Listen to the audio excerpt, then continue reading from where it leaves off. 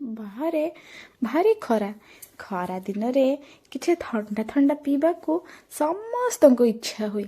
ସେଇଥିପାଇଁ ମୁଁ ଭାବିଲି ଆଜି ଘରେ କିଛି ଥଣ୍ଡା ଥଣ୍ଡା ଜିନିଷ ବନେଇବା।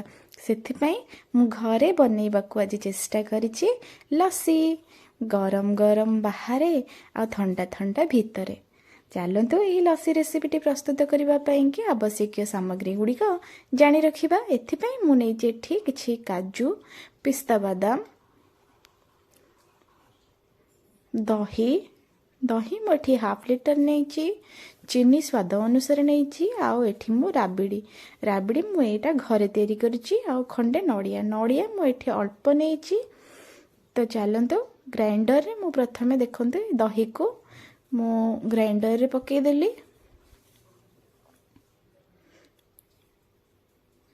ଆଉ ଏଥିରେ ମୁଁ ଅଳ୍ପ ପାଣି ଦେଇକି ଗ୍ରାଇଣ୍ଡିଙ୍ଗ କରିବି। ଆପଣଙ୍କୁ ଯଦି ମୋଟା ଲସି ପସନ୍ଦ ତେବେ ଏଥିରେ ପାଣି ଦେବେନି, କିନ୍ତୁ ମୋ ଘରେ ମୋଟା ଲସି କେହି ପସନ୍ଦ କରନ୍ତିନି, ସେଥିପାଇଁ ମୁଁ ଏଥିରେ ପାଣି ଦେବି। ଏଥିରେ ମୁଁ ଚିନି ଦେଇଦେଲି। ୟା ପରେ ମୁଁ ଏଥିରେ ଅଳ୍ପ ଟିକେ ପାଣି ଦେଇଦେବି। ଆଉ ଏଠି ମୁଁ ରାବିଡ଼ି ତିଆରି କରିଛି। ରାବିଡ଼ିରେ ମୁଁ ଚିନି ଅଲରେଡ଼ି ଦେଇଛି, ସେଥିପାଇଁ ମୁଁ ଏଠି ଅଳ୍ପ ଚିନି ଦେଲି। ଦେଖନ୍ତୁ ମୁଁ ଏଥିରେ ଟିକେ ପାଣି ଦେଇଛି। ଏବେ ଏକୁ ମୁଁ ଗ୍ରାଇଣ୍ଡିଙ୍ଗ କରିଦେବି। ମୁଁ ଗ୍ରାଇଣ୍ଡିଙ୍ଗ କରି ନେଇ ଆଣିଲି। ଏଠି ମୁଁ ଆଗରୁ ଗ୍ରାଇଣ୍ଡିଙ୍ଗ କରିକି ରଖିଥିଲି ଦହି। ଆଉ ଏବେ ମୁଁ ପୁଣି ଏଟାକୁ ଗ୍ରାଇଣ୍ଡିଙ୍ଗ କରିକି ଆଣିକି ଏଥିରେ ମିଶେଇ ଦେଲି। ଦେଖନ୍ତୁ କେତେ ସୁନ୍ଦର ହେଇଛି। ଆଉ ଏତିକି ପତଳା, ଏଇ ଭିତରେ ଯେତିକି ଚିନି ଅଛି ତାକୁ ମଧ୍ୟ ପକେଇଦେବା। ଆଉ ମୁଁ ଏଟାକୁ ଏତିକି ପତଳା ରଖିଛି। ଏବେ ମୋର ଦହି ରେଡ଼ି ହେଇଗଲା। ଆଉ ଏଠି ମୁଁ କାଜୁ ଆଉ ଯେଉଁ ପିସ୍ତା ବାଦାମ ଆଉ ନଡ଼ିଆ ଏକୁ ସବୁ ମୁଁ ରେଡ଼ି କରିକି ରଖିଦେଲି। ନଡ଼ିଆ ଆଉ ପିସ୍ତା ବାଦାମ କାଜୁକୁ ଖଣ୍ଡ ଖଣ୍ଡ କରି କାଟିଦେବା। ନଡ଼ିଆକୁ ଆପଣ ଚାହିଁଲେ କରିପାରିବେ, ନଚେତ୍ କାଟିକି ଏଇଭଳିଆ ଛୋଟ ଛୋଟ କରିକି ଗ୍ରାଇଣ୍ଡରରେ ଦେଇକି ଗୁଣ୍ଡ କରିପାରିବେ। ତ ମୁଁ ଏଠି କ'ଣ କରିବି ନା ନଡ଼ିଆକୁ କାଟି ନେଇଛି। ଦେଖନ୍ତୁ କେଉଁଭଳିଆ ଛୋଟ ଛୋଟ କରିକି। ଏବେ ମୁଁ ଗ୍ରାଇଣ୍ଡରରେ ଏକୁ ପେଷିଦେବି। ଗ୍ରାଇଣ୍ଡରରେ ମୁଁ ନଡ଼ିଆକୁ ପେଷି ଦେଇଛି। ଆଉ କାଜୁ ଆଉ ବାଦାମକୁ ଛୋଟ ଛୋଟ ଖଣ୍ଡ କରି କାଟି ଦେଇଛି। ଆଉ ଏଠି ରାବିଡ଼ିକୁ ମଧ୍ୟ ରଖି ନେଇଛି।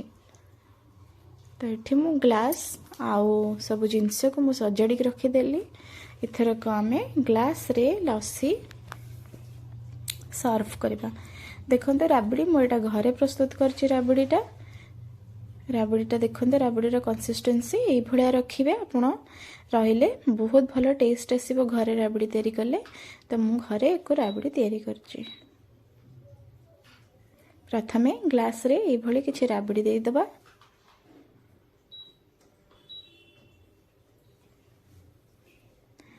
ଏହାପରେ ମୁଁ ଯେଉଁ ଦହିରେ ଚିନି ଗ୍ରାଇଣ୍ଡିଙ୍ଗ କରିକି ରଖିଥିଲି ମାନେ ଲସି, ତାକୁ ଦେବା। ମୋ ଘରେ ଏତିକି ପାଣିଆ ପସନ୍ଦ କରନ୍ତି, ସେଥିପାଇଁ ମୁଁ ଏତିକି ପାଣି କରିଛି। ନଚେତ୍ ଏଇଟାକୁ ଆପଣ ବହଳା ବହଳା ମଧ୍ୟ କରିପାରିବେ। ତ ଉପରେ ଆଉ ଟିକେ ମୁଁ ରାବିଡ଼ି ଦେଇଦେଲି। ରାବିଡ଼ି ଅଧିକ ଦେଲେ ଲସିର ଟେଷ୍ଟ ବହୁତ ବଢ଼ିଆ ଆସେ।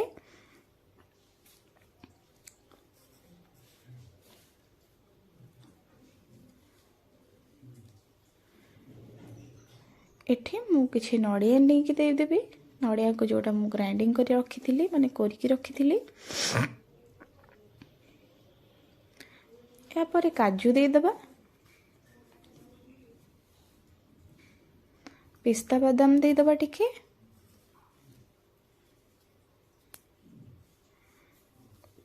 ଆଉ ଏଠି ମୁଁ ହରଲିକ୍ସ ନେଇଛି 1 ଚାମଚ। ଏଠି ଆକ୍ଚୁଆଲିରେ ବନଭିଟା ଦିଆଯାଏ। ବନଭିଟାର ଫ୍ଲେଭର କାହାକୁ ପସନ୍ଦ ନୁହେଁ, ସେଥିପାଇଁ ମୁଁ ହରଲିକ୍ସ ନେଇଛି। ଆପଣ ଚାହିଁଲେ ଏଠି ବନଭିଟା ଦେଇପାରିବେ। ଉପରୁ ଆଉ ଟିକେ କାଜୁ ଦେଇକି ଗାର୍ନିସ୍ କରିଦେବା। ଆଉ ଏଟାକୁ ସର୍ଭ କରିବା। ଦେଖନ୍ତୁ କେତେ ସୁନ୍ଦର ହେଇଛି ମୋର ଲସି।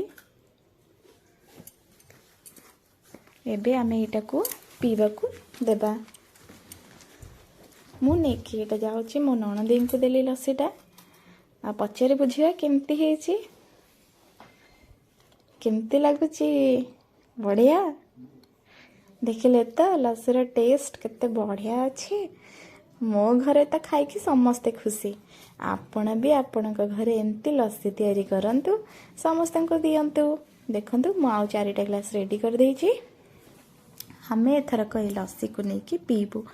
आपण तैयारी करंतु सांग मानक दियंतु। जदि मो वीडियो भल लगिला तेबे कमेंट निश्चय करिवे।